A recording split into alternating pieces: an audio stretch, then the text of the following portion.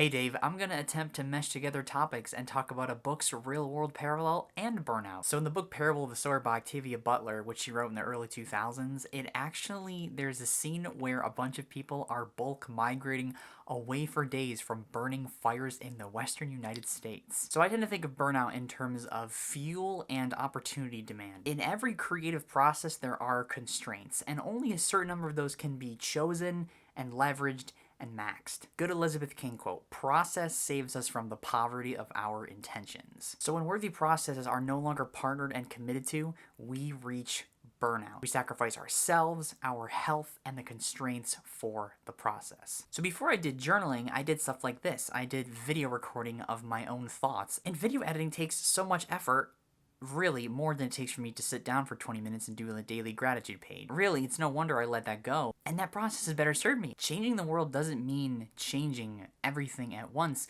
because I can't do that. But what I can do is I can actually nudge people in the right direction on their own adventures, and I can collaborate, and I can organize, and actually create the value, or even create conversations about change. I think seeing the value being created, like watching this content being streamed, and seeing the extremes of the creative process on both ends, enables one to choose worthy constraints to leverage and utilize. Like, those constraints are the fence spots, right? Time, money, technology. We see that edge by going to it, but also by crossing it, by figuring out where the edge is to leverage. There are a lot of edges, and some of them can be moved by trusting a creative process over time, especially when you factor other people into the journey of creativity that can help you. So I think burnout happens when maximizing a constraint past its edge jeopardizes our health, our efficiency, and the creative process we've chosen to commit to. It's kind of like when How We Take Charge remind us that we are not the boss. And here's the other thing, dirty fuel sure does create work that burns bright,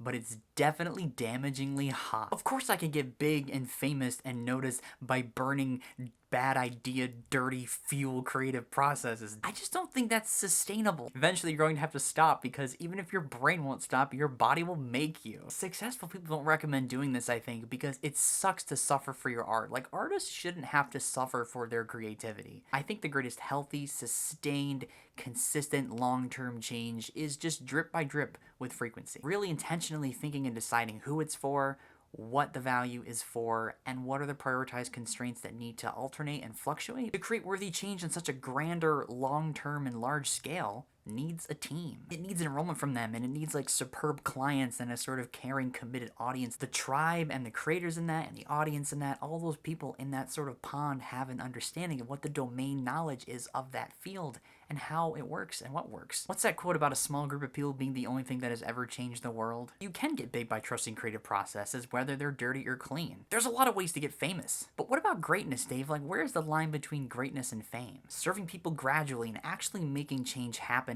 versus like just the perceived image of it and success. That's about watering the grass that you're standing on and actually serving people. And because I only have two hands, I can only water so much. It's that whole thing of like loving the idea of the individualistic narrative, like the whole idea that a hero is the one that saves the day. But so much of everything that I have ever done and accomplished has relied on what other people have created or what other people have done with me collaboratively. Without them, my aimed creative changes collaboratively or ideas of my own never would have happened on the scale that they did. So yeah, those approaches and ideas on burnout matter to me a lot. I'm not sure if you listened to my podcast yet, Dave. My challenge to you is to pick an episode of the 23 or so episodes that I have done with Faith and make a response to it. Have a great day. I will see you on Thursday.